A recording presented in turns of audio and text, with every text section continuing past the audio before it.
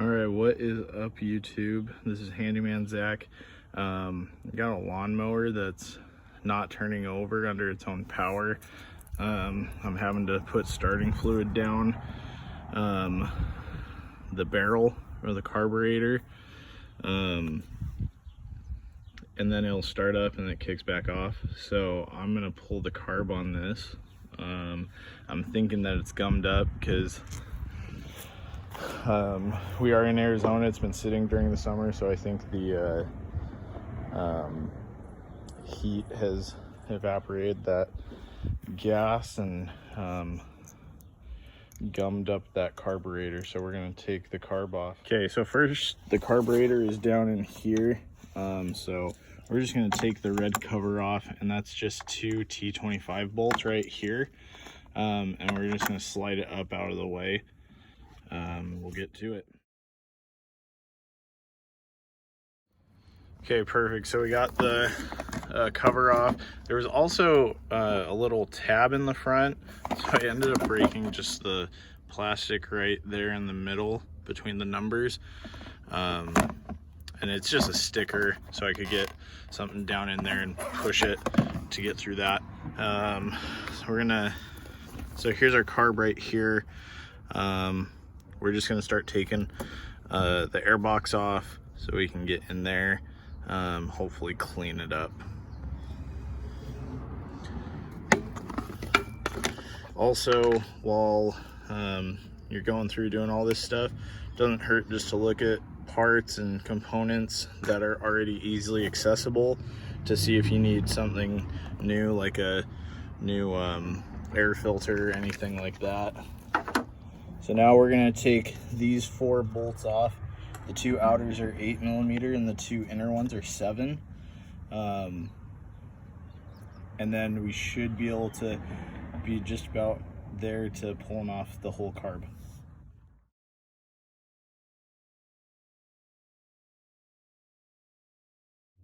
Okay, so we have that cover off right here. In the back, you'll see that was attached to this hose right here, and it came right off, so no problem there. I do also want to say real quick, I've said this in other videos before, take pictures as you go. If you're afraid you're going to forget where things go or how they're put together, you can always go back to a picture to reference it. So now, let's see if there you go, right there.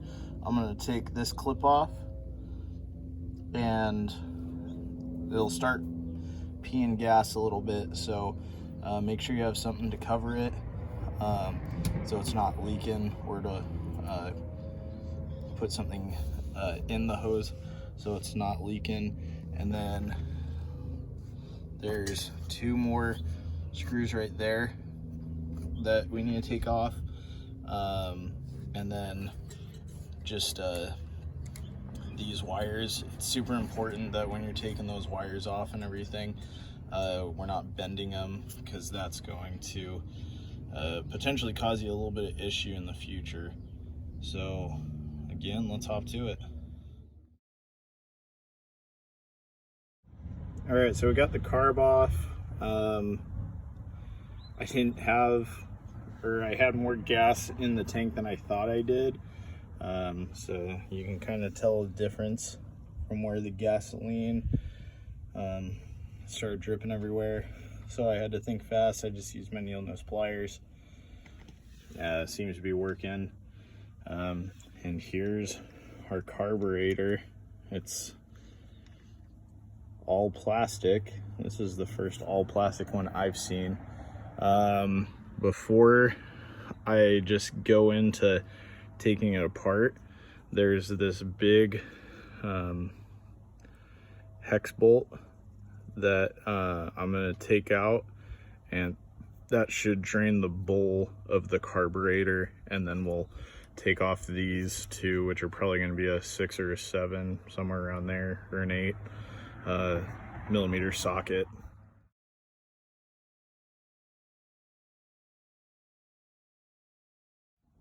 So got the bowl off.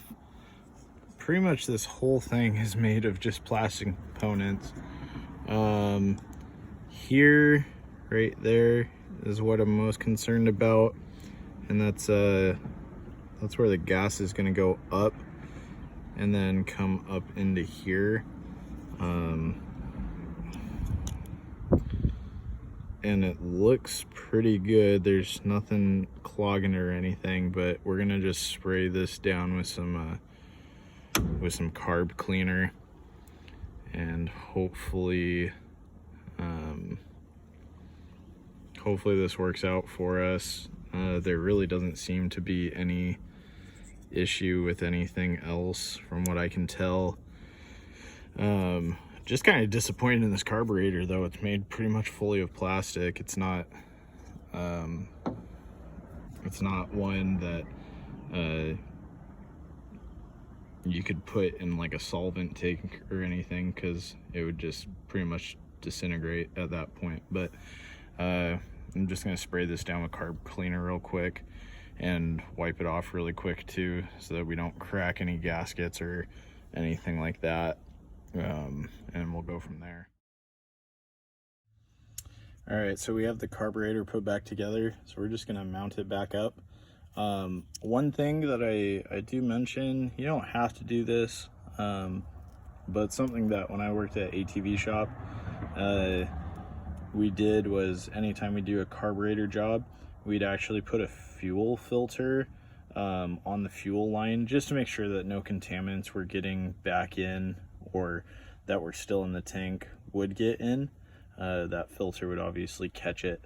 So that may be something you want to do, depending on how old your machine is and everything. I think it's a good practice. I just don't have one right now, so I'm not going to do it. But we're just going to put this thing back together, and hopefully it'll start up now.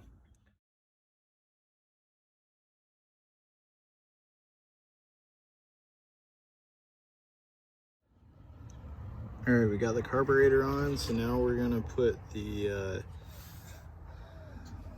back plate on. Don't forget to connect that hose right there.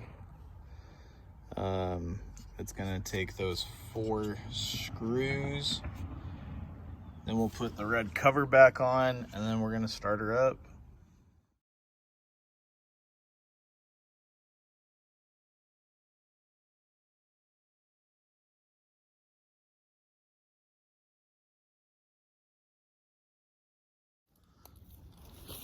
All right, guys, we're gonna see if it'll start up.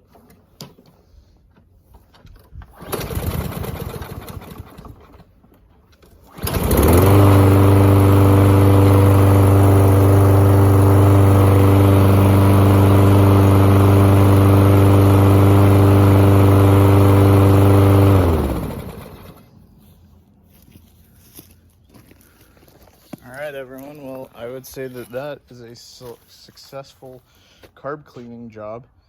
And now we can get back to mowing the lawn. So this is Handyman Zach. Comment, like, subscribe. If you want to see me do a video on something,